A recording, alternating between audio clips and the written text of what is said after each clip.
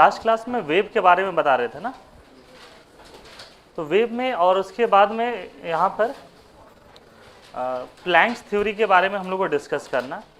तो planks theory जो है वो हम लोग 2 पार्ट में पढ़ेंगे। प्लैंक्स थ्योरी को 2 पार्ट में पढ़ेंगे। एक मान के चलो ऐसा है कि प्लैंक्स एक थ्योरेटिकली अपना सोच रहा था और एक प्लैंक्स प्रैक्टिकली। इसी को हम इस तरीके से भी कह सकते हैं, क्या कर रहे हो तुम लोग, एक इस तरीके से भी कह सकते हैं कि जब प्लैंक्स क्या था, आइडियल था, आइडियल नेचर का था, और एक प्लैंक्स रियल नेचर का आया, है ना। जब प्रैक्टिकली उसको चीज़ें पता चली तो उसमें थोड़े से थ्योरी में चेंजेस आएगा। तो उसी चीज़ों को हम लोग यहाँ पे डिस्कस करने वाले हैं। पॉइंट को समझो क्या कह रहे हैं। प्लैंक्स का एक कंसेप्ट जो है वो एक आइडियली कंसेप्ट है जो अभी हम लोग पढ़ने वाले हैं। फिर उसको रियलिटी कुछ फील होती है तो फिर उसमें थोड़ा सा चेंजेस लाता है। उसी चीज़ को कह रहे हैं जब प्लैंक्स आइडियल था और रियल था। What is the difference between ideal and real?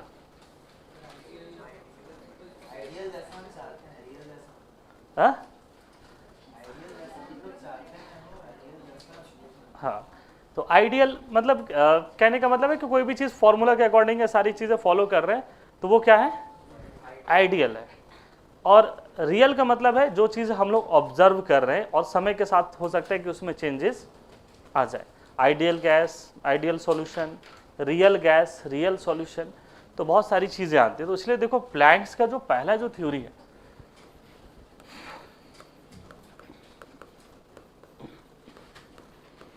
तो प्लैंक्स थ्योरी देखो क्या है, हम बार बार इसी पीरियोडिक टेबल से ही डिस्कस करते आ रहे हैं कि साइंटिस्ट ने उस जमाने में सबसे पहले किस तरीके के एलिमेंट्स का डिस्कवर हुआ था, मेटल्स का।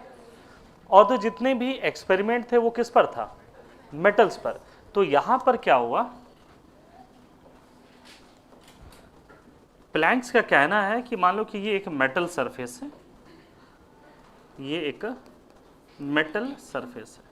मेटल्स में आपको पता होगा कि मेटेलिक बॉन्ड्स होते हैं।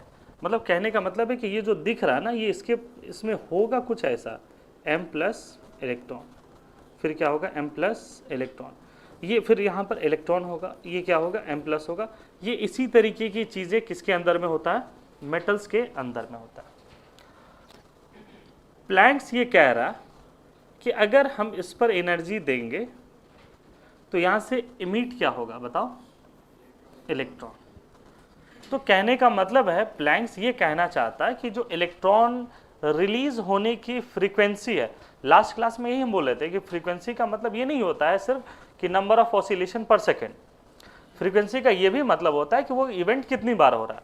इसे देखो लास्ट क्लास में एग्जाम्पल भी हम लिए थे गोलगप्पा वाला, कि इस गोलगप्पे वाले का फ्रीक्वेंसी क्या है, ये ज़्यादा। तो उसी तरीके से यहाँ पर हम क्या कह रहे हैं कि ये जो इलेक्ट्रॉन यहाँ से रिलीज हो रहा है, दैट इज फ्रीक्वेंसी इलेक्ट्रॉन के निकलने का, इमिट होने का, वो किस पर डिपेंड करेगा, हम कितनी एनर्जी इस पर अप्लाई कर रहे हैं। जैसे फॉर एग्जांपल अगर इसको किचन से रिलेट कर लो, जैसे पॉपकॉर्न वगैरह अगर हम लोग घर पे भूनते वगैरह है तो जितना ज़्यादा फ्लेम रहेगा उतने तेज़ी से पॉपकॉर्न क्या होंगे, बाहर निकलेंगे। या मान लो कि तुम अगर पूरी वगैरह ही छान रहे हो तो ऑयल अगर कम हीट पे है तो क्या लगेगा, टाइम ज़्यादा लगेगा।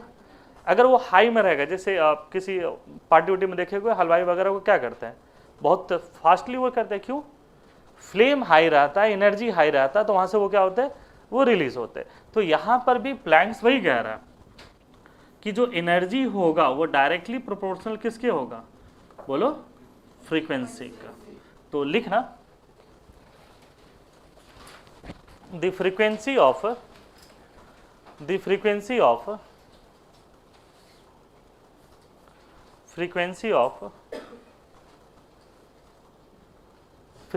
of emitted electron, frequency of emitted electron is directly proportional to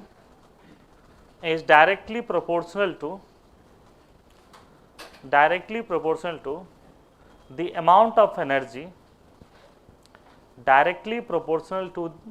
amount of energy, given on metal surface, given on metal surface, मतलब ये जो इलेक्ट्रॉन रिलीज होने की फ्रीक्वेंसी है वो किस पे डिपेंड करेगा, कितनी एनर्जी इस पर हम लोग दे रहे हैं। कम एनर्जी देंगे तो ये कम रिलीज होगा, ज़्यादा एनर्जी देंगे तो ये ज़्यादा रिलीज होगा। ये थ्योरेटिकली किसका कहना है, प्लैंक्स का। यहाँ पर प्रोपोर्शनल को हटाएंगे तो ये कांस्टेंट लगेगा, और इस कांस्टेंट का नाम क्या होता है, प्लैंक्स कांस्टेंट। अगर प्लैंक्स काम करेगा तो कांस्टेंट का नाम भी क्या होगा, प्लैंक्स का ही रिलेटेड होगा। ऐसा थोड़ी कोई काम करेगा और किसी दूसरे का नाम पर रख देगा। तो ये क्या हो गया आपका प्लैंक्स कांस्टेंट। अगर इसके यूनिट के बारे में बात करें, यूनिट ऑफ प्लैंक्स कांस्टेंट क्या होगा, क्या होगा, जूल सेकेंड होगा। पर सेकेंड क्यों होगा, H is equal to energy by क्या होगा, फ्रीक्वेंसी, मतलब एनर्जी बाई पर सेकेंड। तो ऊपर जाएगा तो क्या हो जाएगा, सेकेंड होगा। तो ये क्या होगा, जूल सेकेंड होगा। वैल्यू आपको पता ही है 6.626 इंटू 10 का पावर -34, और ये क्या हो जाएगा, जूल सेकेंड। कुछ जगह इसको अप्रोक्स में, कुछ जगह इसको अप्रोक्स में 20/3 भी लेते हैं, 20/3 भी लेते हैं। 6.626 को क्या ले लोगे, 20/3। इसके अलावा अगर हम लोग बात करें तो फ्रीक्वेंसी इक्वल टू क्या होता है, c by lambda, where c is speed of light. क्योंकि ये जो लाइट, इसका नाम ही है फोटो इलेक्ट्रिक, तो लाइट के वजह से मैं कर रहे हैं। तो ये अब ये जो फॉर्मूला है वो क्या होगा, चेंज हो जाएगा। तो E इक्वल टू क्या होगा, SC बाई लैम्डा। इसका मतलब यही हुआ, अगर एनर्जी ज़्यादा होगा तो फ्रीक्वेंसी भी क्या होगा उसका, ज़्यादा। वेवलेंथ क्या होगा, कम। अगर एनर्जी कम होगा तो फ्रीक्वेंसी भी क्या होगा, कम। वेवलेंथ क्या होगा, ज़्यादा। इसलिए देखना कि घर पे जो LPG सिलेंडर हम लोग यूज करते हैं, उसकी जो पेंट है वो किस कलर से पेंट है, रीजन। उसका रेट का फ्रीक्वेंसी क्या होता है, हाई। हाई होता है तो उसकी एनर्जी क्या होती है, कम। सॉरी, हाँ, वेवलेंथ हाई होता है, रेट का वेवलेंथ क्या होता है, हाई होता है। तो वेवलेंथ हाई होगा तो एनर्जी क्या होगा, कम। तो सिलेंडर को ठंडा रखने में वो मदद करता है, हेल्प करता है। इसलिए कभी सिलेंडर वगैरह देखना कि ठंड के दिन में अगर छू लिए ना तो वो आइस के बराबर ठंडा रहता है। ठीक है, मतलब ये नहीं कि, लेकिन ऑलमोस्ट नॉर्मल जितनी भी चीज़ है उसके कंपैरिजन में क्या रहता है, वो ठंडा रहता है।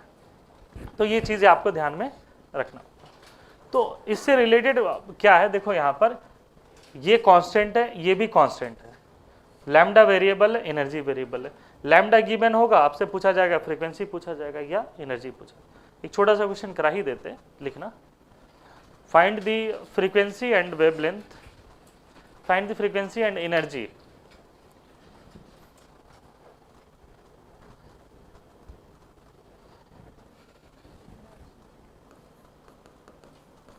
find the frequency and energy of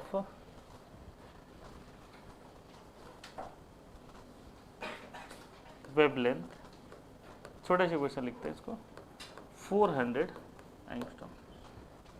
400 angstrom का एक वेवलेंथ है, उसका क्या क्या बताना आपको, फ्रीक्वेंसी और एनर्जी। फ्रीक्वेंसी क्या हो जाएगा, c बाई लैम्डा। c कितना हो जाएगा, 3 इंटू 10 का पावर 8 मीटर पर सेकेंड। अगर ये मीटर में है तो लैम्डा भी किस में लोगे, तो मीटर में 400 एंगस्ट्रॉम किस में कन्वर्ट हो जाएगा, -8 कर लोगे। चलो, एनर्जी इक्वल टू क्या होगा, Hc बाई लैम्डा। यहाँ एक चीज सिखाने वाले हम आपको, क्या होगा, 1 to, ऐसा तो नहीं, वो अलग यूनिट है, हम लोग ऐसा यूनिट पे काम कर रहे हैं, ठीक है। तुम जो लगा रहे हो सही कर रहे हो, लेकिन वो दूसरी जगह पर लगाएंगे। 6.626 इंटू 10 का पावर क्या हो जाएगा, -34 इंटू 3 इंटू 10 का पावर क्या हो जाएगा, 8 हो जाएगा, डिवाइड बाई मान लो लैम्डा। इसको मल्टीप्लाई करोगे ना तो ऑलमोस्ट 20 आता है, तो 20 इंटू 10 का पावर क्या आएगा, -26। अब ये लैम्डा, तो अब तुम्हारे लिए कैलकुलेशन आसान हो जाएगा। ये लैम्डा किस में आ जाएगा, ये मीटर, अप्रॉक्स वही आएगा। हो सकता है कि एग्जाम में 4.92 आ जाए, 5.01 आ जाए, तो ये अप्रॉक्सीमेशन हम यूज किए हैं तो उसी हिसाब से आ जाएगा। ये यूज करोगे तो थोड़ा सा आसान हो जाएगा कैलकुलेशन। तो ये कैलकुलेट कर लोगे। तो ये प्लैंक्स थ्योरी है। प्लैंक्स जब क्या था, आइडियल था और थ्योरेटिकल था। अब तुम बताओ कि जैसे कढ़ाई रखे और उस पर पॉपकॉर्न रखे और स्टोव को ये गैस स्टोव है उसको ऑन कर दिए, पॉपकॉर्न उछलना स्टार्ट हो जाएगा तुरंत, क्या होगा, कढ़ाई कुछ एनर्जी को क्या करेगा, पैन जो है वो हीट एब्जॉर्ब करेगा। बात समझ में आ रहा। अब प्लैंक्स क्या हो रहा, रियल आ रहा, प्रैक्टिकल वो थ्योरेटिकल था। थ्योरेटिकल वही कह रहा है कि भाई जितनी एनर्जी दोगे इलेक्ट्रॉन रिलीज होगा। अब क्या हो रहा, अब उसको ये चीजें समझ में आ रहा कि मेटल में एनर्जी देंगे पहले, यहाँ पर है ना, ये एनर्जी दे रहे हैं, तो ये इलेक्ट्रॉन कब रिलीज करना स्टार्ट करेगा, जब ये इसका मिनिमम एक एनर्जी एब्जॉर्ब कर लेगा, उसके बाद ही रिलीज करना स्टार्ट करेगा। क्या ये बात समझ में आ रहा है? उसके बाद ये रिलीज स्टार्ट ये नहीं करेगा, मतलब ये कुछ मिनिमम एनर्जी क्या करेगा, ये एब्जॉर्ब करेगा, फिर ये यहाँ से क्या होगा, एनर्जी रिलीज होगा। तो यहाँ पर ये एनर्जी है, समझो यहाँ पर क्या इसको हम लोग इस तरीके से कह सकते हैं कि ये जो अप्लाइड एनर्जी है वो किसके बराबर हो जाएगा, बोलो, ये एब्जॉर्ब्ड एनर्जी प्लस ये इलेक्ट्रॉन जो बाहर निकल रहा है, इसमें कुछ क्या होगा, मोशन होगा। मोशन की वजह से कौन सी एनर्जी आएगी, काइनेटिक एनर्जी। तो ये बेसिकली यहाँ पर इसके बराबर होगा, मतलब ये जो इलेक्ट्रॉन यहाँ से रिलीज होगा, इलेक्ट्रॉन रिलीज होगा वो किसके बराबर होगा, तो जो अप्लाइड एनर्जी है माइनस क्या करेंगे इसको, एब्जॉर्ब एनर्जी से। तो यहाँ पर वो क्या हो गया, अब प्रैक्टिकल हो गया। छोटी सी चीज़ को समझाते हैं, इंडिया में सब समझते हो। मान लो कोई एक कॉन्ट्रैक्टर है, कॉन्ट्रैक्टर को समझते हो, रोडवेज वाले है ना, मान लो कि रोड कंस्ट्रक्शन का उनका अपना काम है। गवर्नमेंट से फंड आया 100 करोड़ का, तो 100 करोड़ का आया तो वो सोचेगा कि 90 करोड़ रोड पे लगा देते हैं, 10 करोड़ का प्रॉफिट हो जाएगा। ये कैसा हो गया, आइडियली हो गया।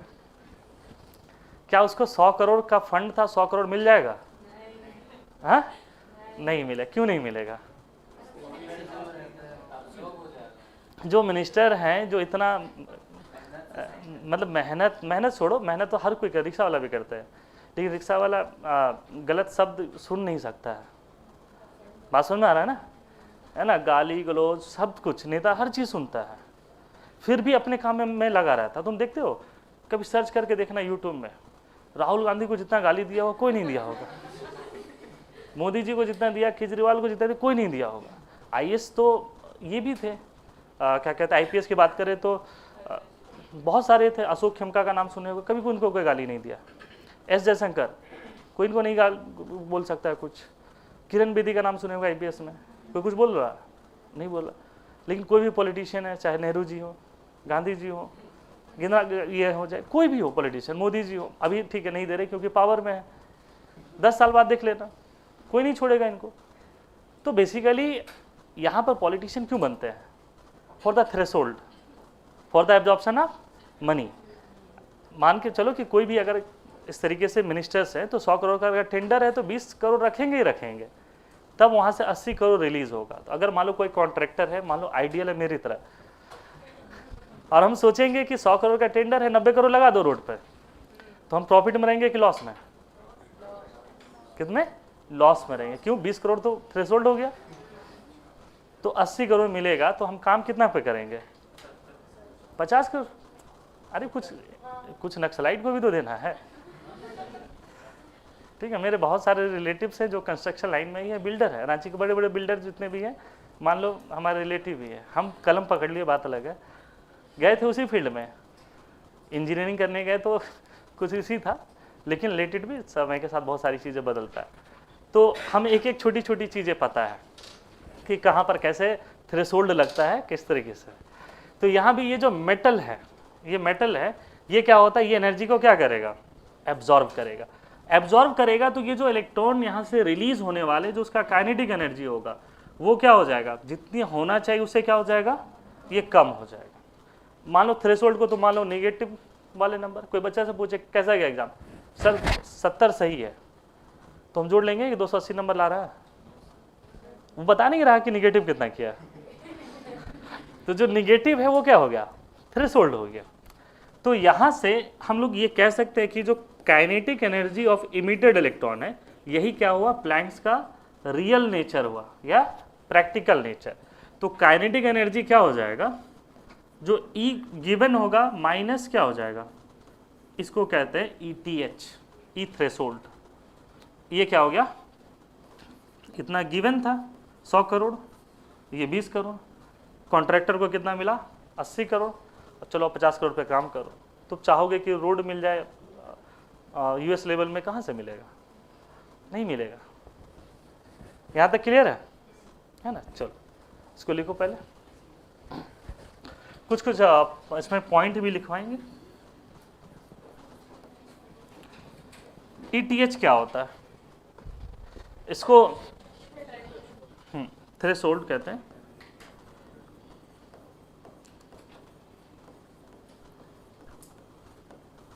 और फिजिक्स में इसको क्या कहते हैं?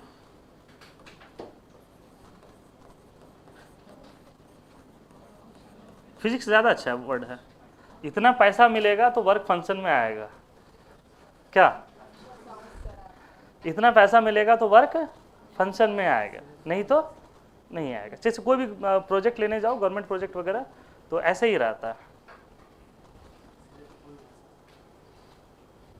क्या हुआ? पुल धस गया।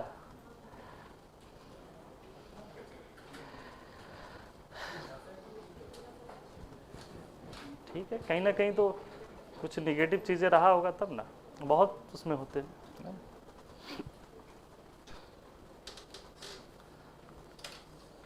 तो थ्रेशोल्ड वर्क फंक्शन को वर्ड लिखना, थ्रेशोल्ड या वर्क फंक्शन क्या होता है?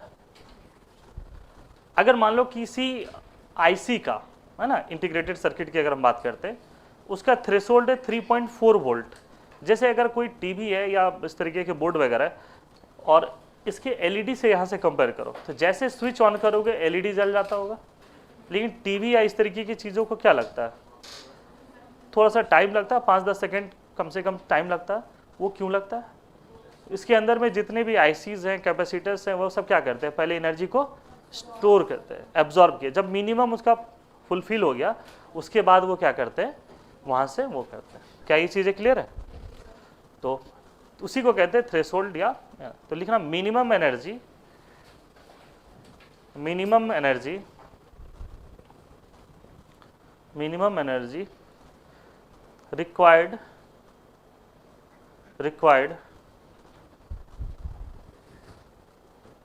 minimum energy required to functioning a work या body, to functioning, फंक्शन में लाने के लिए ना, to functioning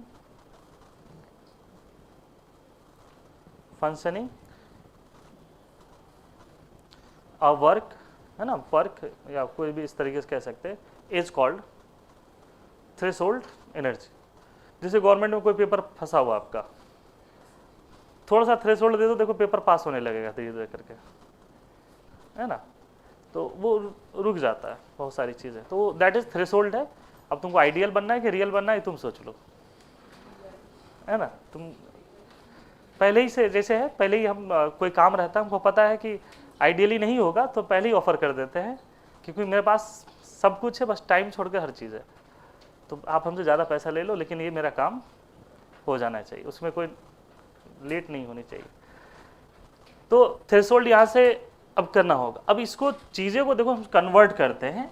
energy equal to क्या होगा बोलो, H new minus H new not, ये क्या हो गया थ्रेशोल्ड। या थ्रेशोल्ड को कहते हैं ना एनर्जी बैरियर को क्रॉस करने के लिए जो एनर्जी लगता है ना, वही क्या होता है थ्रेशोल्ड। मान लो कि कोई एक रिएक्शन है इस तरीके का, तो ये जो पॉइंट है यहाँ से यहाँ तक का जो एनर्जी है ना, इसको कहते हैं एनर्जी बैरियर। तो जो एनर्जी चाहिए इस एनर्जी बैरियर को क्रॉस करने के लिए, और क्रॉस करेगा तो फिर किस में कन्वर्ट होगा, दैट इज वर्क में कन्वर्ट हो जाएगा। मान लो कोई एक रिएक्टेंट है, ये एक रिएक्टेंट है और ये क्या है, प्रोडक्ट है।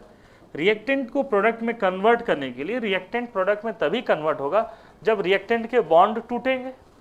बॉन्ड तोड़ने के लिए कुछ एनर्जी देना पड़ेगा, तो जो मैक्सिमम एनर्जी देना पड़ जाएगा यहाँ पर जो उसको बॉन्ड देने के लिए, वही क्या हो जाएगा, इसका थ्रेशोल्ड हो जाएगा। और जो इसको क्रॉस कर गया वो प्रोडक्ट में कन्वर्ट होगा, जो इसको क्रॉस नहीं करेगा वो प्रोडक्ट में कन्वर्ट नहीं। ये मान के चल सकते हो कि ये कट ऑफ मार्क्स है, जो कट ऑफ को क्रॉस कर गया वो क्या हो गया, सेलेक्टेड में आ गया, जो नहीं क्रॉस किया वो नॉट सेलेक्टेड में आ गया। तो नॉट सेलेक्टेड में आ गए, तो बेसिकली यही एनर्जी बैरियर को क्रॉस करना भी क्या होता है, थ्रेशोल्ड। तो दूसरा इसमें डेफिनेशन लिखना, energy required to cross the energy barrier, energy required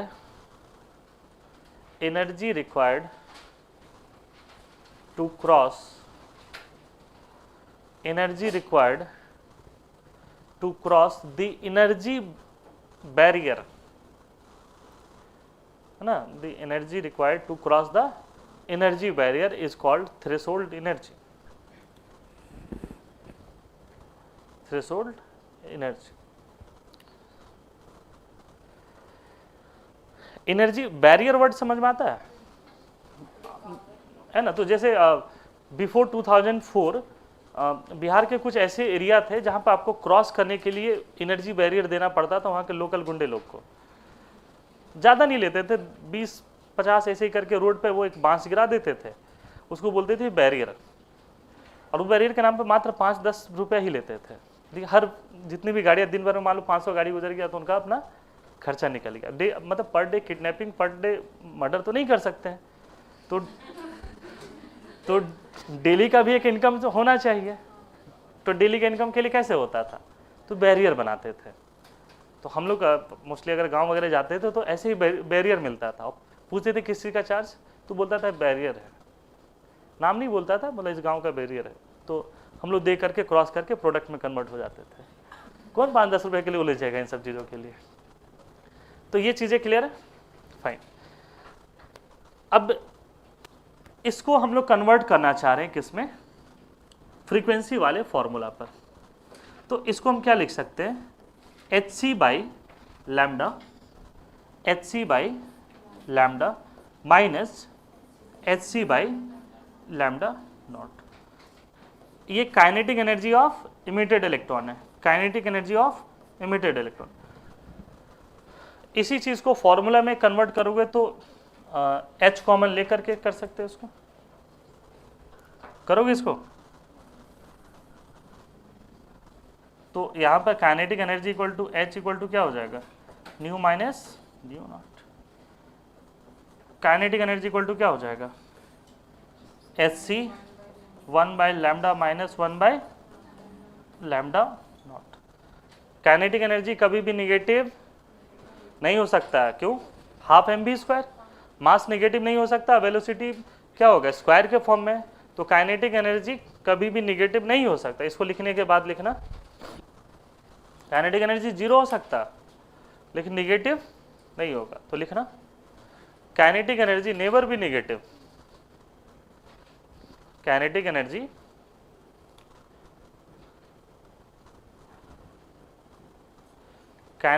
never be negative, ये कभी भी नेगेटिव नहीं हो सकता। नेगेटिव नहीं होगा तो इसका मतलब क्या हुआ, इसका मतलब यही हुआ ना कि जो अप्लाइड फ्रीक्वेंसी है वो ग्रेटर देन किससे हो जाए, थ्रेशोल्ड फ्रीक्वेंसी। तो kinetic energy never be negative, उसके नीचे एक पॉइंट लिखो, applied frequency should be greater than threshold frequency, applied frequency should be greater than threshold frequency,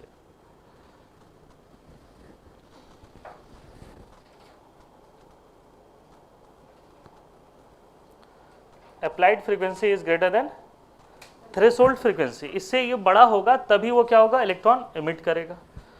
what about wavelength?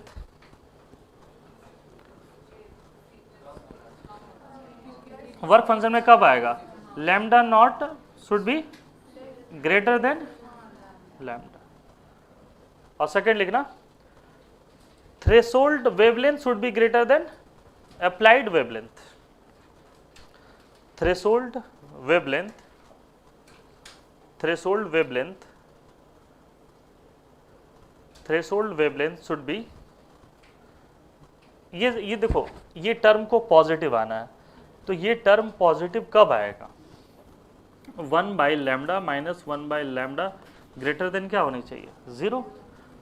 तो ये उधर ले जाओगे तो क्या हो जाएगा, पॉजिटिव। तो 1 by lambda is less than 1 by lambda not. इसको रिवर्स में कर दो तो lambda naught should be greater than lambda. समझ में आई ये चीज़? तो ऐसे ना एक्चुअली आपसे प्लैंक्स थोड़ी बोला जाएगा कि write the equation for the Planck's theory. एक तो हो सकता है कि उसमें न्यूमेरिकल्स आएंगे, अभी हम लोग आ रहे धीरे धीरे न्यूमेरिकल्स वाले क्वेश्चन पर। उसके अलावा ये सब चीज़ें पूछा जा सकता है कि what is the relation between threshold frequency wavelength और ये थ्रेशोल्ड वेवलेंथ और ये इन सब चीज़ों पर कब ये पॉजिटिव होगा। तो ये दो केसेस यहाँ पर, कहीं कोई दिक्कत?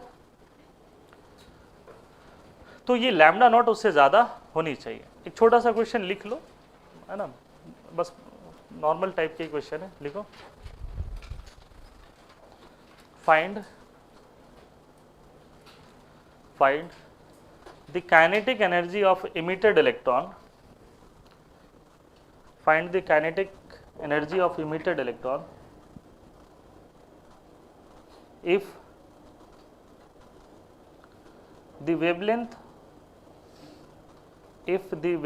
of applied energy is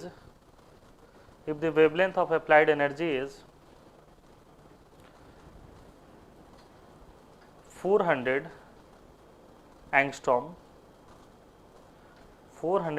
and threshold of 1.2 eV, 1.2 electron volt. Kinetic energy find करना है, वेवलेंथ है 400 और ETH कितना है 1.2 इलेक्ट्रॉन वोल्ट। इक्वेशन जितना आसान दिख रहा है ये सिंगल स्टेप फॉर्मूला बेस्ड नहीं होगा। क्यों? क्योंकि लैम्डा गिवन है तो वहां पे जो एनर्जी आएगा वो किस फॉर्म में रहेगा, एनर्जी का यूनिट जूल में, और थ्रेशोल्ड का यूनिट क्या दिए हैं, तो एक दूसरे से माइनस डायरेक्टली नहीं होगा, उसको क्या करना पड़ेगा, कन्वर्ट करना पड़ेगा। तो उस हिसाब से बनाना, अब आसान हो जाएगा आपके लिए। बनाओ।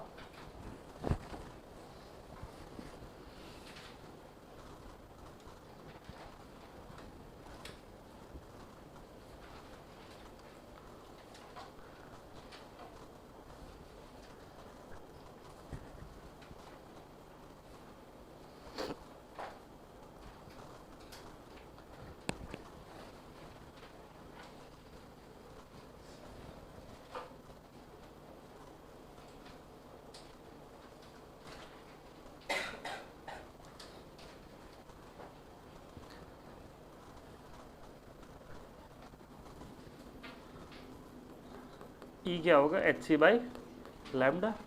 HC के बारे में क्या बताएं हम आपको, 20 इंटू 10 का पावर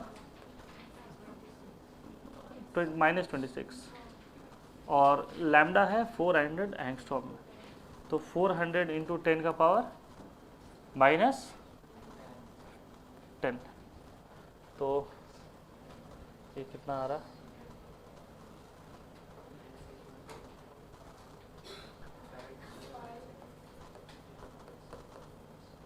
-16, ये होता है 0.05 इंटू 10 का पावर -16, तो 5 इंटू 10 का पावर -18, और अगर इसको इलेक्ट्रॉन वोल्ट में कन्वर्ट करना तो क्या हो जाएगा, ये जूल में होगा, 1.6 इंटू 10 का पावर -19 इलेक्ट्रॉन वोल्ट, तो क्या हो जाएगा 50/1.6, ये कितना होगा 31.25 आएगा, 31.25 आएगा, देखो शायद 31.25 आएगा।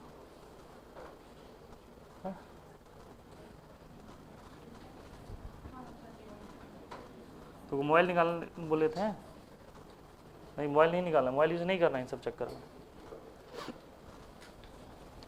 तो ये किस में आ गया बताओ, इलेक्ट्रॉन वोल्ट में। तो काइनेटिक एनर्जी क्या होगा 31.25 माइनस 1.2 इलेक्ट्रॉन वोल्ट, तो ये कितना हो जाएगा 30.05 इलेक्ट्रॉन वोल्ट। समझ में आया कैसे बनाना है। और ऐसे हो सकता है कि आपके लिए क्वेश्चन कन्वर्ट करने के लिए ना आए, ये सबसे आएगा तो सबसे स्टैंडर्ड लेवल के न्यूमेरिकल उसमें आएगा कि क्या निकालना है। इसे बाकी ऐसे ही रहेगा कि मानो कि काइनेटिक एनर्जी निकालना है और ये भी आपका जूल में रहे और इधर का भी क्या हो जाए जो एच न्यू है और ये एच न्यू नॉट जो है ये दोनों का यूनिट सेम हो जाए। सेम हो जाएगा तो ये स्टेप जो एक्स्ट्रा हम लोग किए ना ये करने की ज़रूरत ये नहीं है। और इसमें अगर ऐसे क्वेश्चन आते हैं ना तो मैक्सिमम बच्चा यही गलती करता है कि यूनिट में कन्वर्ट नहीं करता। यहाँ पर जो एनर्जी निकालेगा वो तो एसआई यूनिट में आएगा जूल में, और थ्रेशोल्ड किस में दिया हुआ इलेक्ट्रॉन वोल्ट में। तो ये चीज़ें ध्यान में रखना होगा ना, इसलिए नोट में करके कहीं लिख भी लेना है ना। We have to concentrate on the unit of energy that is joule versus eV. एक जूल में रहेगा एक ईवी में रहेगा। तो प्लैंक्स के बारे में सारी चीजें क्लियर है।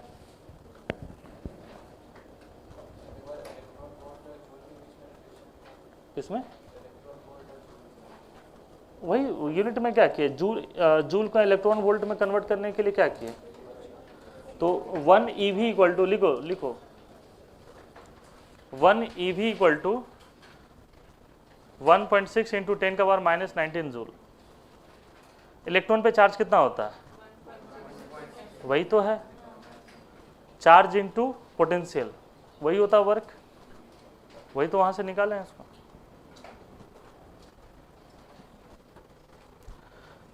तो यहां से कर लोगे क्वेश्चन। एक छोटा सा क्वेश्चन और देते हैं लिखना, ये ऐसे प्लैंक से रिलेटेड नहीं है, वेवलेंथ से रिलेटेड है। लिखना ए वेवलेंथ ऑफ 400 एंगस्ट्रॉम, लिखो क्वेश्चन लिखो, ए वेवलेंथ ऑफ 400 एंगस्ट्रॉम, 400 एंगस्ट्रॉम है ना, ये splits into 400 angstrom splits into 2 different wavelength, splits into 2 different wavelength, common देके लिखना। if the first wavelength is 600 angstrom, then what will be the second wavelength। एक wavelength है 400 angstrom का, split हो रहा है 2 डिफरेंट में, जिसमें एक का है 600 एंगस्ट्रॉम, दूसरा कितना होगा ये बताना आपको।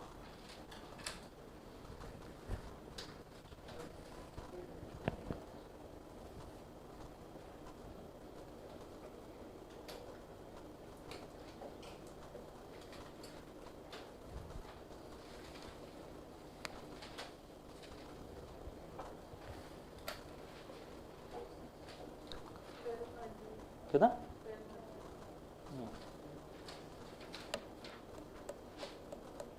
अगर वेवलेंथ स्प्लिट कर रहा है तो ये जो लैम्डा होगा वो किसके बराबर हो जाएगा, लैम्डा 1 प्लस लैम्डा 2 नहीं होगा। लैम्डा डायरेक्टली ऐड करने वाली चीजें नहीं, अगर डायरेक्टली ऐड करने का मिल जाए ना तुमको वरदान, तो कंपनी उठा के लेके चल जाएगा किडनैप करके वेवलेंथ बनवाने के लिए। एनर्जी एडिटिव होता है। एनर्जी इक्वल टू क्या होता है, E1 प्लस E2। मतलब 1 kg कोयला इधर जल रहा है, 1 kg इधर जल रहा है, दोनों को मिला लोगे तो एनर्जी क्या होगा, ऐड हो जाएगा। तो एनर्जी ऐड होना, देखो कुछ ऐसे पैरामीटर्स होते हैं जिनको ऐड किया जा सकता है, जिसमें एनर्जी है, मोल है, मास है, इन सबको क्या किया जा सकता है, ऐड किया। कुछ चीज़ें जिनको ऐड नहीं किया जा सकता, पढ़ोगे थर्मोडायनामिक्स में extensive and intensive property. Intensive उनको कहते हैं जो ऐड नहीं किया जा सकता है, जो इंडिपेंडेंट होता है। क्या डेंसिटी को ऐड कर दोगे, 2 गिलास ले लो, दोनों की डेंसिटी 1 ग्राम पर लीटर है, दोनों को मिला लो तो 2 ग्राम पर मिलीलीटर हो जाएगा। मतलब डेंसिटी है ना, तो कुछ चीज़ें ऐड कर सकते हैं, कुछ चीज़ें ऐड नहीं कर सकते। तो वेवलेंथ को डायरेक्टली ऐड नहीं कर सकते, इसको इसका नाम देते हैं एडिटिव नॉन एडिटिव।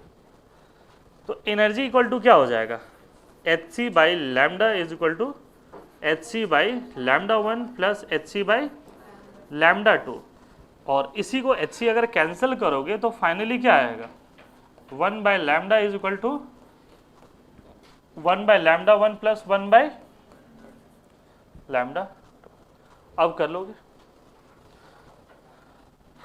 ये 1 बाई 400 है, ये 1 बाई 600 है, तो ये 1 प्लस है 1 बाई लैम्डा 2।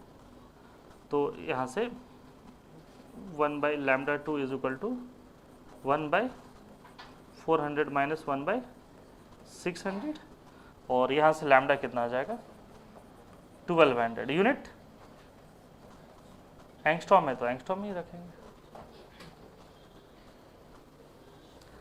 तो ये कोई ऐसा जरूरी नहीं है कि आपसे direct Hc by lambda directly पूछे कि Hc बाई लैम्डा उसके निकालिए, इस तरीके के भी क्वेश्चंस बन सकते हैं।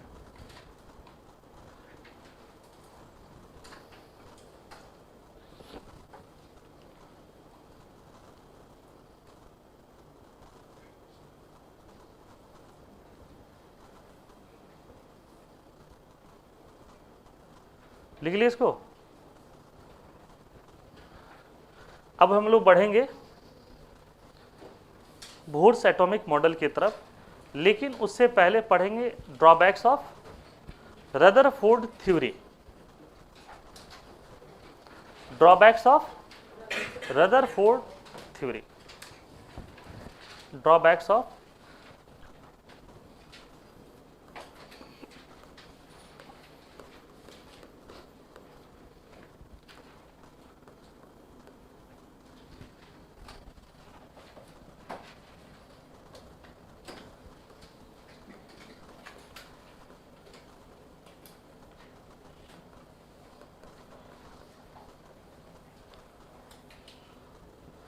रदरफोर्ड थ्योरी में क्या क्या डिमेरिट था,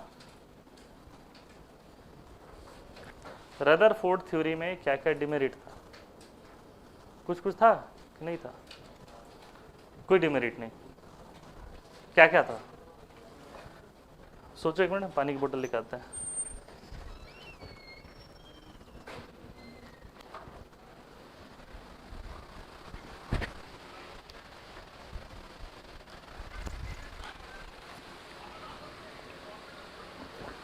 वाजीराम का बहुत बड़ा टीचर था ये, इसे रिकॉर्डिंग मारा होगा।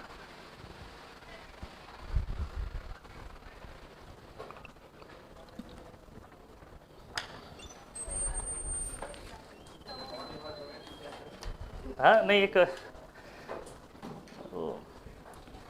निर्भय सर वो देख रहे थे, हमको सब समझ में आ गया, रिकॉर्डिंग में दोबारा बोले भी होंगे, है ना, रिकॉर्डिंग में भी आ जाएगा।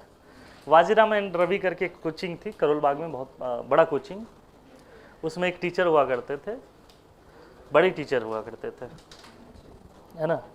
लेकिन वाजीराम एंड रवि दोनों साउथ इंडियन टीचर थे, और इनके इंडिया में सबसे बढ़िया यूपीएससी की कोचिंग चलती थी। लेकिन उनका बेटा मैनेजमेंट करके यूके से जब आया तो परेशान करने लगा किसको, टीचर को, और टीचर का पावर उसको नहीं पता था। तो आज वाजीराम एंड रवि धीरे धीरे डिक्लाइन पर आ गया। एक्चुअली जो उसके स्टेबल टीचर थे उनको परेशान करने लगा, और उसके स्टेबल जो टीचर थे बहुत बेहतरीन टीचर सब थे उसमें। यूपीएससी आज के डेट में भी सबसे टॉप माना जाता है। सबसे टफ है। देखो 12 लाख बच्चे एग्जाम दिए, रिजल्ट 800-900 का है। चलो रदरफोर्ड थ्योरी की बात करते हैं। रदरफोर्ड का ड्रॉबैक क्या क्या दिमाग लगाए तुम? क्या बोले? स्टेबिलिटी ऑफ एटम, हाँ ये एकदम आंसर सही है कि उसको ये डील नहीं कर रहा था, नहीं बता रहा था कौन एटम स्टेबल है कौन सा स्टेबल नहीं है। और इलेक्ट्रॉन, इलेक्ट्रॉन का पोजीशन। देखो एक्चुअली ये फिजिक्स किससे फेल कर गया? केमिस्ट्री से फेल नहीं किया, किससे फेल हुआ? फिजिक्स के सामने हार गया। और फिजिक्स एक्चुअली है भी रियल। तो यहाँ पर कहते हैं कि रदरफोर्ड क्या हुआ ना, ये तो बोला कि जो इलेक्ट्रॉन है और ये यहाँ पर प्रोटॉन भरा, सारा पॉजिटिव चार्ज कहाँ पर है? इसमें बात नहीं करो, दो चीज़ों को समझा रहे हैं वो समझो। ये प्रोटॉन है और ये इलेक्ट्रॉन है, इस पर पॉजिटिव है इस पर निगेटिव है, तो दोनों के बीच में क्या होगा? एक इलेक्ट्रोस्टैटिक फोर्स ऑफ अट्रैक्शन। तो वहाँ पर एक फिजिक्स की थ्योरी आती है, थ्योरी ऑफ इलेक्ट्रोडायनेमिक्स। वो कहता है कि अगर कोई भी चार्ज बॉडी रिवॉल्व करता है तो वो एनर्जी लूज करेगा। अगर तुम हमको बोलो कि सर आप यहाँ से ध्रुवा तक दौड़ जाइए, तो दौड़ते दौड़ते एनर्जी रिलीज हो जाएगा, हम गिर जाएंगे रास्ते में। यस और नो? तो ये क्या हुआ कि इलेक्ट्रोडायनेमिक्स की थ्योरी कहता है कि अगर कोई बॉडी रिवॉल्व करता है तो वो एनर्जी क्या करेगा? लूज करेगा। एनर्जी लूज करेगा तो एक टाइम आएगा कि वो क्या होगा? न्यूक्लियस पर आकर के गिर जाएगा। तो ये थ्योरी इसको यहाँ पर रिजेक्ट कर दिया। तो लिखना, according to Rutherford, according to Rutherford, electrons are revolving around the nucleus due to electrostatic force of attraction, due to electrostatic force of attraction.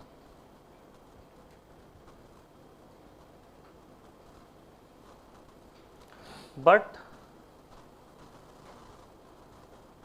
according to theory of electrodynamic, देखो नाम सुनो, इलेक्ट्रोडायनेमिक, डायनेमिक का मतलब जो motion से related चीज है। तो according to the theory of electrodynamic, according to the theory of electrodynamic, if a body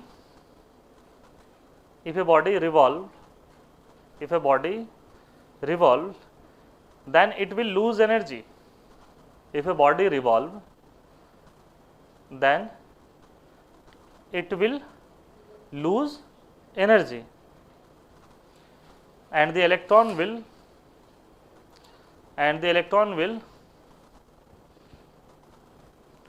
fall on the nucleus, by spiral path। जो स्पाइरल कॉपी दिख रहा है ना तुम लोग का, तो वो क्या करेगा? अरे लूज करेगा, तो ये कुछ ऐसे आएगा क्या, और आकर के सीधे धड़ाम, ये स्पाइरल पाथ की तरह आ गया, और ये आकर के इसके ऊपर क्या हो जाएगा? ये गिर जाएगा। क्या ऐसा होता है?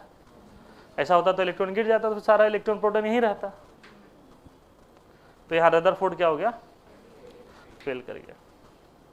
तो एक्सपेरिमेंट की वजह से फेल नहीं किया, लास्ट में जो बकवास किया था ना उसकी वजह से फेल किया।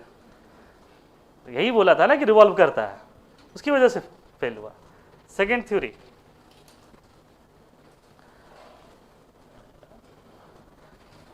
it does not deals with the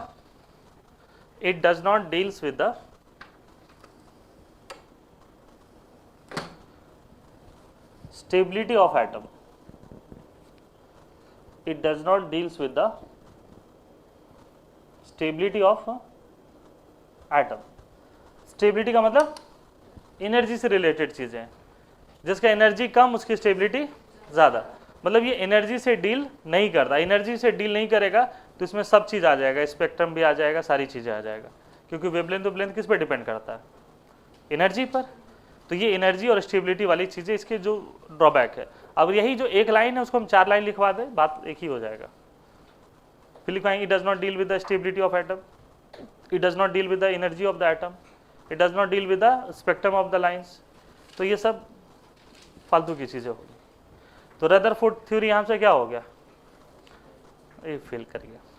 Rutherford theory जब फेल हुआ तो उसके बाद में बहुत बड़े साइंटिस्ट आए, उनका नाम था नील बोर, है ना, पढ़ते हैं हम लोग नील बोर या bourse atomic model.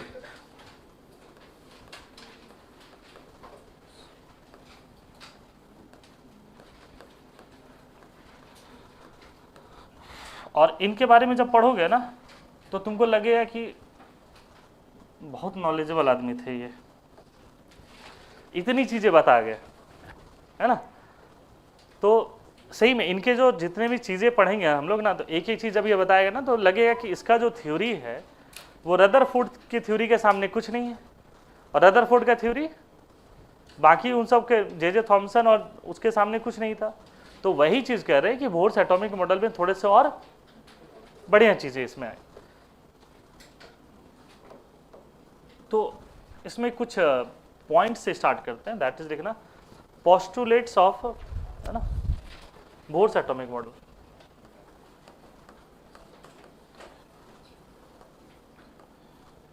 Bourse atomic model, इसका क्या मतलब होगा? हाँ, नहीं वो तो ठीक है। पोस्टुलेट्स वर्ड का मतलब क्या होता है? सुना ही नहीं दे रहा।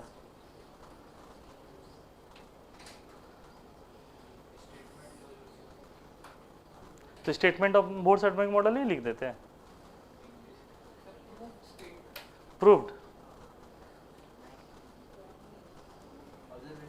हाँ,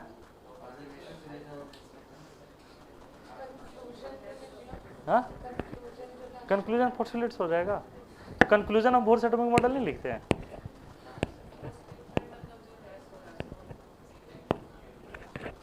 देखो दो प्रकार की चीज़ें हैं केमिस्ट्री में, 2 प्रकार की चीज़ें आपको मिलेंगी।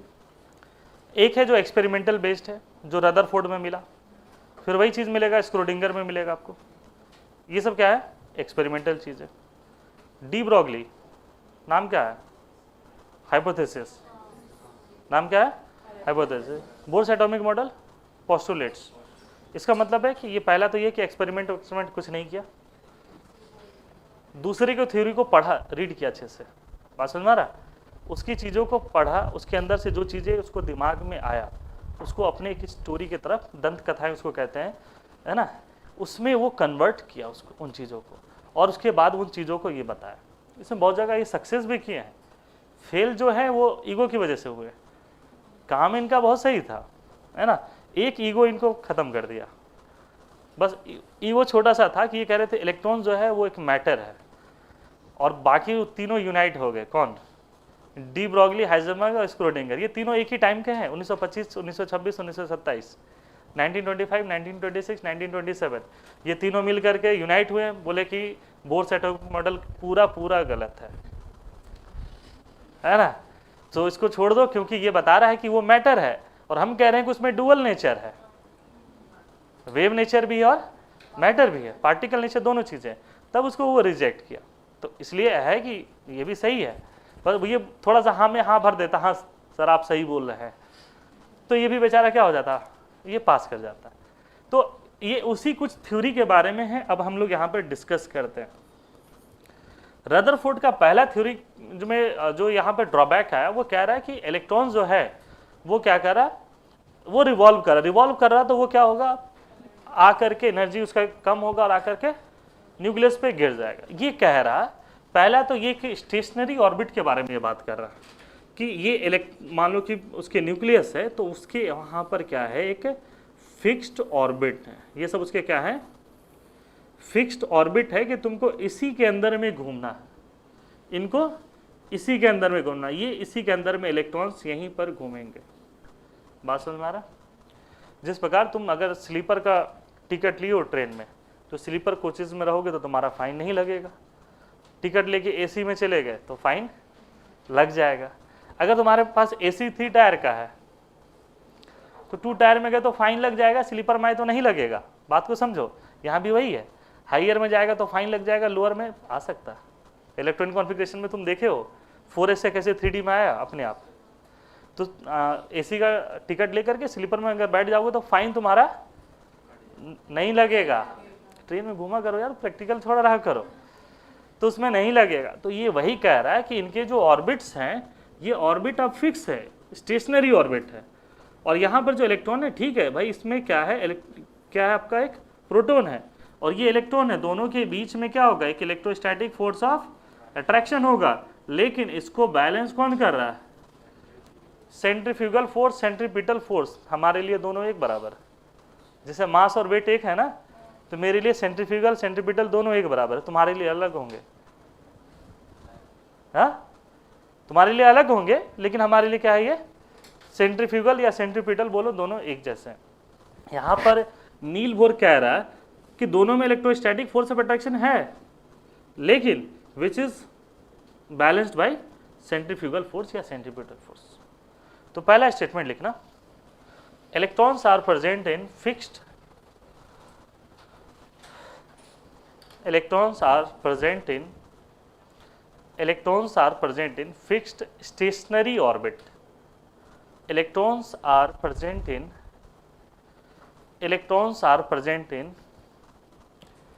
fixed stationary orbit, मतलब वो ऑर्बिट फिक्स है। जैसे ट्रेन वगैरह का ट्रैक देखे हो, फिक्स होता है, ट्रेन उसी फिक्स ट्रैक के ऊपर उसको चलना है। जो हमारे ये प्लेनेट सिस्टम की बात करें, वो भी अपनी फिक्स्ड ऑर्बिट में ही घूमते हैं। तो ये उसी ऑर्बिट के बारे में बात करें कि ये जो इलेक्ट्रॉन है वो क्या करेगा, फिक्स्ड स्टेशनरी ऑर्बिट में रहेगा। पहला स्टेटमेंट समझ में आया, electrons are present in fixed stationary orbit. Second point देखो क्या कहते हैं कि ये जो ऑर्बिट है उसमें कौन सा इलेक्ट्रॉन रहेगा, तो उसके एंगुलर मोमेंटम से रिलेट करते हैं। तो लिखना,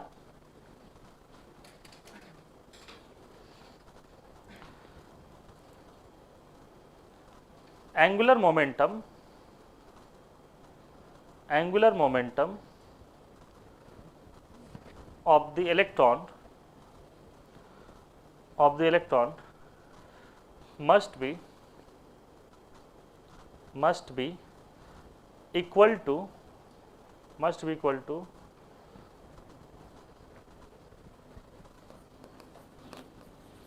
integral multiple of h upon 2 pi. It means ये एंगुलर मोमेंटम MVR वो किसके बराबर होनी चाहिए, NH अपॉन 2 पाई।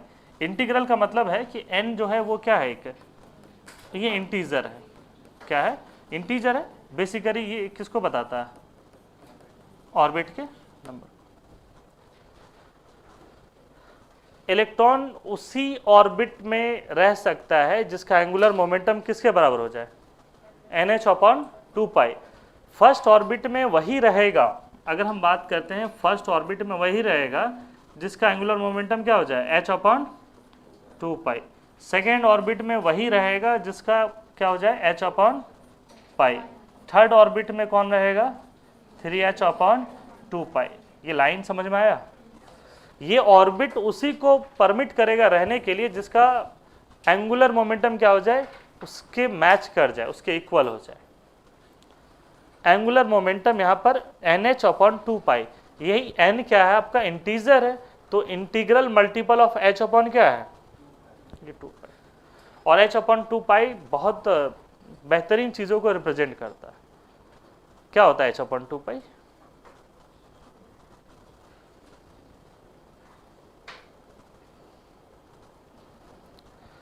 तो MIT में एक प्रोफेसर थे, रिटायर्ड हो गए, उनका नाम था Walter Lewin.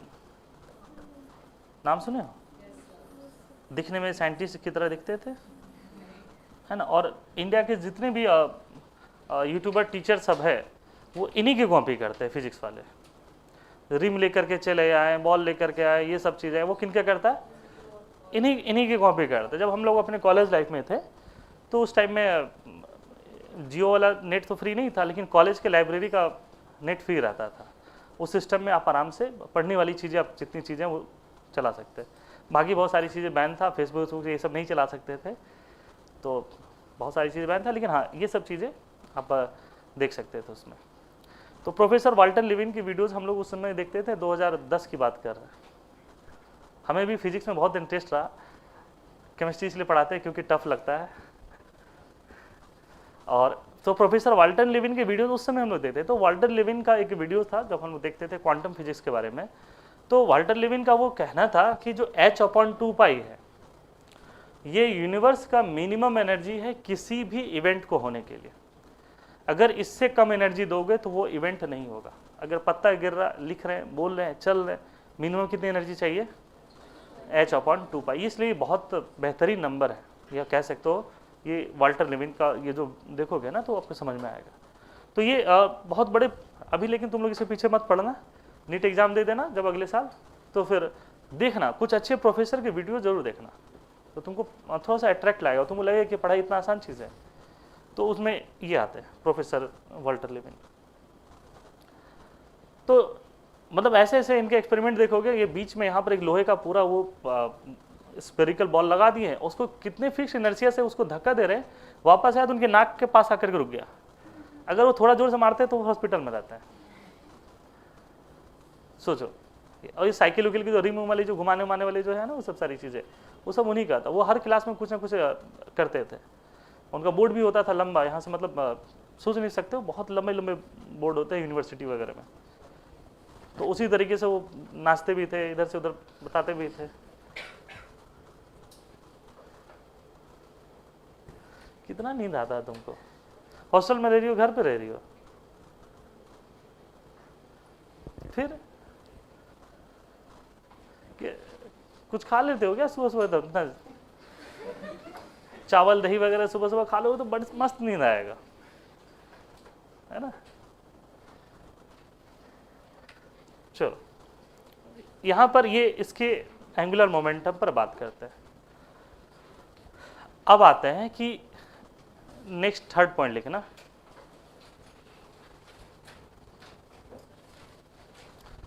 Electrostatic force of attraction. Electrostatic force of attraction, electrostatic force of attraction is balanced by, electrostatic force of attraction is balanced by centripetal force, is balanced by centripetal force। कोई लड़ोगे नहीं हमसे आकर के कि आप centrifugal क्यों नहीं बोले? पहले कि हम दोनों को एक मानते हैं, है ना, ज़्यादा पार्शलिटी नहीं करते हम लोग, इक्वालिटी है। दूसरा जितने भी फॉरेन ऑथर के बुक में पढ़ोगे ना तो सेंट्रीपिटल यूज करते हैं। क्या यूज करते हैं? सेंट्रीपिटल, सेंट्रीफ्यूगल नहीं यूज करते। यहाँ पर इलेक्ट्रॉन की अगर हम लोग बात करते हैं, और हम मैक्सिमम जो मेरा पढ़ाई हुआ है इसी तरीके के बुक से हुआ है ना, जो रेस्निंग हेलिडे हो गए, एटकिंस हो गए, जेटली हो गया, तो उनकी चीज़ें हमें लगभग याद है। फिर इसमें आते हैं ना फिजिक्स में रेस्निंग हेलिडे, तो उसमें पढ़ोगे ना तो सारे स्टेटमेंट बहुत अच्छे अच्छे तरीके से दिया हुआ है। हम लोग के टाइम में इतनी किताबें नहीं आता था, एस.सी. वर्मा एक आता था, आर.सी. मुखर्जी आता था, और यही सब बुक रहते थे। और हमारे टीचर थोड़े हाई लेवल के थे, आते बोलते थे I think SC. Verma complete हो गया, नाउ लेट्स स्टार्ट यूरोडो। तो हम लोग इज्जत प्रतिष्ठा में बोल नहीं पाते थे, नहीं सर एस.सी. वर्मा नहीं बना है। और आई थिंक ऑब्जेक्टिव 2 और लास्ट के जो 15 क्वेश्चन है बहुत टफ है एस.सी. वर्मा में। आज भी ऑब्जेक्टिव 2 बना के एक बार देखो, इजी है कि टफ है? छोटा छोटा लाइन है, देख रहे हो, लेकिन उलझ जाओगे उसमें। और लास्ट के 10 क्वेश्चन एचसीबी का, यूरोडो लेवल का। तो इसलिए हम लोग डर से पढ़ते थे, और मतलब बहुत डर होता था हम लोग का टीचर का। कुछ नहीं डरते हो तुम लोग? कुछ नहीं डरते हो तुम लोग? चलो यहाँ पर ये इसके ऊपर में क्या लगा रहा है बताओ? Electrostatic force of attraction. और इसको बाहर कौन सा बैलेंस कर रहा है? Centripetal force. सेंट्रीपिटल फोर्स किसके बराबर होता है बोलो? mv²/r। और इलेक्ट्रोस्टैटिक फोर्स किसके बराबर होता है? हाँ, k q1 q2/r²। और k जो है ना 1 लेते हैं यहाँ पर। जैसे न्यूटन्स लॉज में F = kma होता है, वहाँ कांस्टेंट क्या लेते हो? 1। ऑल्दो यहाँ क्या लेते होगे? k का वैल्यू 9 × 10⁹ या 1/4πε0 यही लेते होगे, ठीक है, वो परमिटिविटी फ्री स्पेस करके। लेकिन उसको हम लोग यहाँ पर नहीं ले रहे, बात को समझो। k की वैल्यू क्या ले रहे हैं? 1। और q1 क्या होता है? चार्ज। तो q1 कौन सा चार्ज है? Ze। मतलब यहाँ पर इलेक्ट्रॉन के ऊपर जो चार्ज होगा, और कितने प्रोटॉन के ऊपर कितना चार्ज होता है? जितना इलेक्ट्रॉन के ऊपर होता है। और इसके नंबर्स कितने होंगे? जितना उसका एटॉमिक नंबर होगा। तो ये क्या हो गया? Z। q2 क्या हो गया? E। तो डायरेक्टली हम लिख सकते हैं Fe = Ze²/r²। Fe क्या हो गया? Electrostatic force of attraction. और ये क्या हो गया? Centripetal force.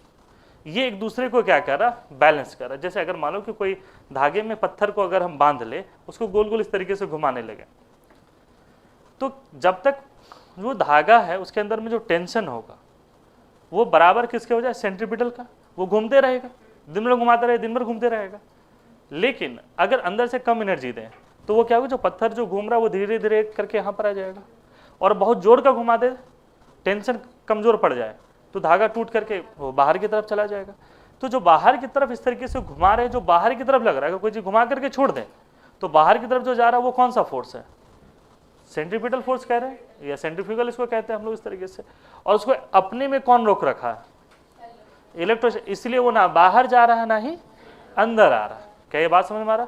मान लो कि ऐसा है कि एक इधर के हम मान लो किसी बच्चे को डेली डांट रहे, डेली टॉर्चर कर रहे हैं, वो डेली मेरे से गुस्सा हो रहा है, एनवाइड हो रहा है, बोला भाग जाएंगे, नहीं पढ़ेंगे सर से। दूसरा दिन वो घर जा रहा तो उसको लग रहा है कि अरे साइड सही में डांटे हमको, हम काम ही ऐसा करते हैं। कुछ क्वेश्चन बनाए, उससे क्वेश्चन बन गए, तो फिर अगले दिन फिर क्लास में आएगा, फिर अगला दिन टॉर्चर करेंगे। तो बेसिकली क्या हो रहा है? वो ना भाग रहा है नहीं, मतलब वो किस तरीके बीच में क्या है? एक फिक्स की तरह वो रह गया। क्यों? यहाँ पर एक फोर्स जो है उसको क्या कर रहा है? बैलेंस कर रहा। बात समझ में आ रहा? उसको क्या कर रहा? बैलेंस कर रहा। उसको जो रिक्वायरमेंट है वो पूरा हो रहा, फ्रीडम नहीं मिल रहा। बस यही डिफरेंस है ना। उसको फ्रीडम भी चाहिए और पढ़ाई भी चाहिए, दोनों चीजें एक साथ में नहीं मिल पा रहा। तो ये इसलिए उसी तरीके से ये इसको क्या कर रहा है? ये चाह रहा कि सेंट्रीपिटल फोर्स क्या कर रहा है कि तुम भागो बाहर, क्लास छोड़ के भाग जाओ। ये क्या कर रहा है? नहीं तुम इधर की तरफ आओ। लेकिन ना ये इधर की तरफ आ रहा है ना ही बाहर जा रहा है। ये कहाँ है? ये तो फिक्स ऑर्बिट में घूम रहा है। इसका मतलब वही कह रहे हैं कि इसको जो इलेक्ट्रोस्टैटिक फोर्स है वो बैलेंस कौन कर रहा है? बाहर का सेंट्रीपिटल। तो ये चीजें समझ में आपको? तो क्या यहाँ पर हम लोग कह सकते हैं कि इलेक्ट्रोस्टैटिक इज इक्वल टू क्या हो जाएगा? सेंट्रीपिटल। और ये क्या हो जाएगा? mv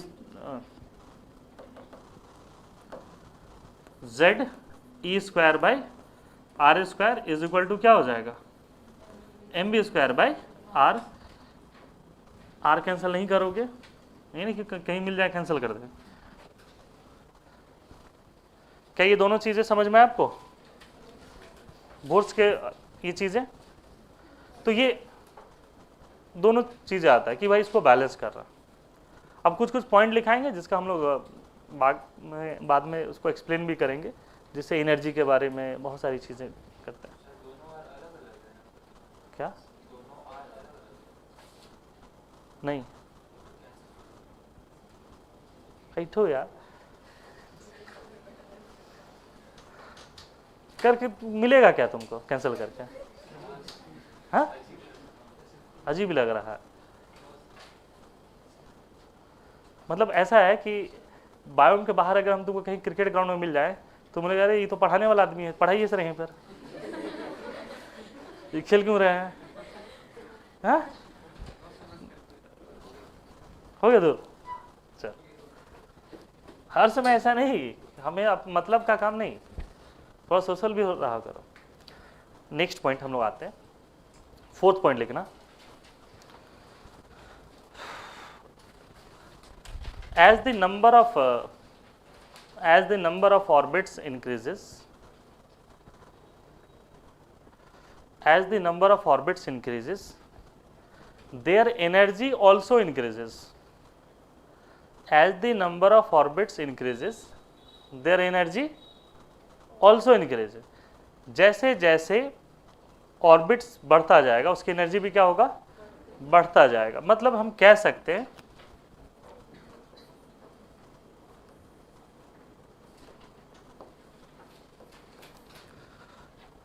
E1 है एनर्जी इन फर्स्ट ऑर्बिट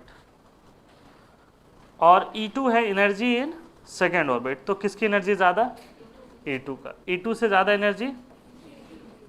जैसे जैसे ऑर्बिट बाहर की तरफ बढ़ता जाओगे एनर्जी क्या होगा, बढ़ता जाएगा।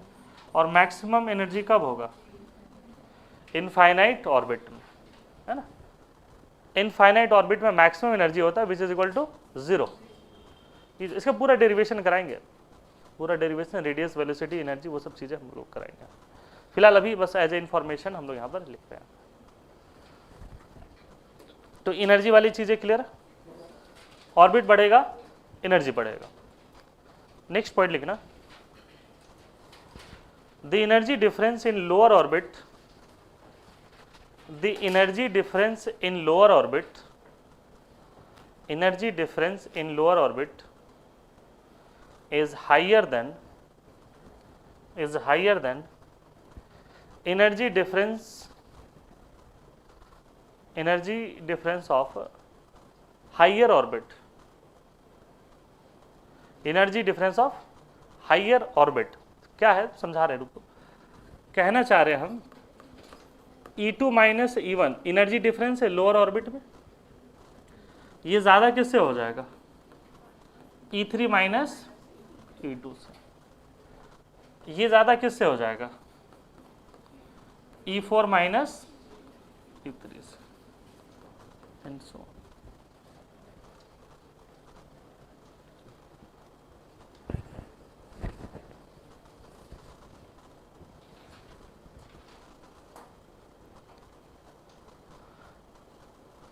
ये क्वेश्चन के फॉर्म में पूछा जाता है,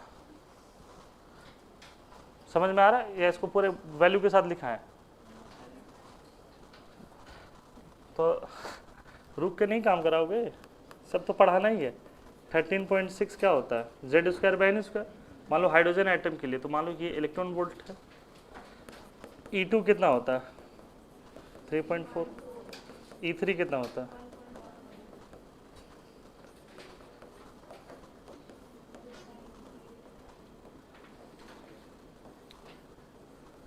देखो E1 से ज़्यादा E2 है, 13.6 और 3.4 कौन बड़ा, -3.4 और -13.6 में कौन बड़ा, माइनस ये -1.51 है ना, ये -0.86। तो नीचे की तरफ आ रहा है, एनर्जी बढ़ रहा। E2 minus C1 -3.4 minus of -13.6 कितना आ गया 10.2। E3 minus E2 -1.51 minus of -3.4 कितना हो रहा 1.91 89 1.89 आ रहा होगा। E4 minus E3 -0.85 minus of -1.51 कितना आ रहा 0.66। अब हमें लग रहा आप समझ में आ गया होगा कि जो एनर्जी डिफरेंस है वो लोअर ऑर्बिट में वो क्या होता है, ज़्यादा है एनर्जी डिफरेंस। समझ में आ रहा है ये चीज़ें। तो हायर ऑर्बिट में एनर्जी डिफरेंस क्या होते हैं, कम होते हैं। एक ऐसा टाइम होता है कि सब एक दूसरे के ऊपर ओवरलैप करना स्टार्ट कर देते हैं, एक दूसरे के ऊपर ओवरलैप करना स्टार्ट। जैसे अगर हम बात करें, देखो ये फर्स्ट ऑर्बिट है, ये सेकेंड ऑर्बिट है, तो थर्ड ऑर्बिट थोड़ा पास आएगा, फोर्थ ऑर्बिट और पास आएगा, फिफ्थ पास आएगा, है ना। इस तरीके से ये ओवरलैप करना स्टार्ट कर देगा। यही तो एनर्जी डिफरेंस है। एक काम करो, कोई 30 फ्लोर का बिल्डिंग है, तुम नीचे से खड़ा होकर के 30 फ्लोर देखो, कैसा फील होगा? फर्स्ट से सेकंड फ्लोर की दूरी जो है वो थोड़ा मतलब ऊपर की तरफ बढ़ोगे तो फ्लोर वाइज हाइट कम दिखेगा, है ना। ऊपर का जो सबसे टॉप फ्लोर है तुम्हें छोटा डब्बा दिखाई देगा, इमेजिन कर रहे हो। और ऊपर हो जाए, मान लो कि 100 फ्लोर का बिल्डिंग एक दूसरे पे ओवरलैप करने लगेगा। मुंबई में बन रहा है 110 फ्लोर का बिल्डिंग बन रहा है, अभी सबसे हाईएस्ट 65 ही है। 110 फ्लोर का बिल्डिंग बन रहा है मुंबई में, वर्ली में ही बन रहा है। तो 110 फ्लोर देखो तो क्या हो जाएगा, ओवरलैप करेगा एक दूसरे पे। तो ये कुछ ऐसा ही ओवरलैप करता है। यहाँ तक क्लियर है ये चीज़ें। इसके अलावा कुछ स्पेक्ट्रम की बातें हैं जो कि हम लोग स्पेक्ट्रम में देखेंगे। इसके बाद में लिखना टॉपिक बढ़िया से, radius of atom. Radius of atom, radius of atom. Radius of atom क्या होता है? Atomic radius. एटॉमिक रेडियस क्या होता है?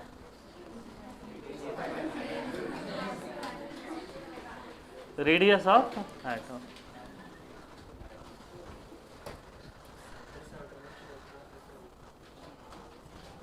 तो ये पहले नहीं बोला जा रहा था? तो पहले तुम कपिल शर्मा बन रहे थे।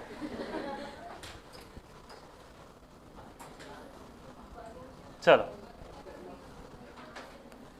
ये न्यूक्लियस है, ठीक है यार, सुनो तो सही। टाइम हो गया, जब एग्जाम के समय रहोगे ना तो हम भी बोलेंगे मेरा टाइम हो गया, हम भाग रहे हैं। रेडियस ऑफ एटम लिखना, minimum distance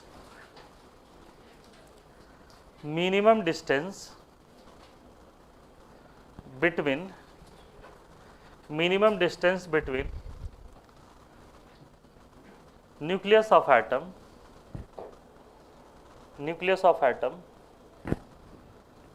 and valence electron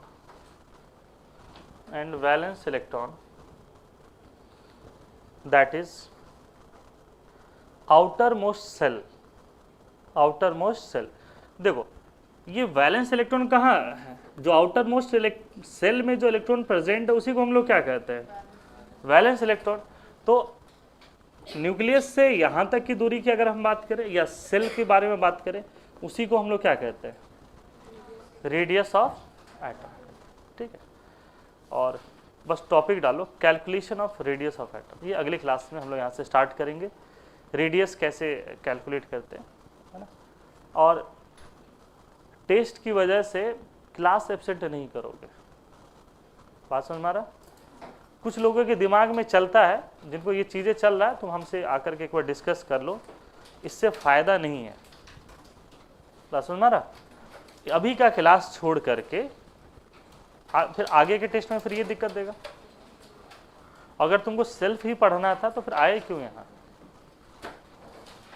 इसलिए ऐसी चीज़ें दिमाग में नहीं रखना है कि हम घर पे रह करके पढ़ लेंगे, ये चीज़ें नहीं। यही तुमको प्रेशर झेलना है, ऑब्वियसली ये प्रेशर है, और ऐसी चीज़ों का सिलेक्शन करना है जो प्रेशर झेल पाए।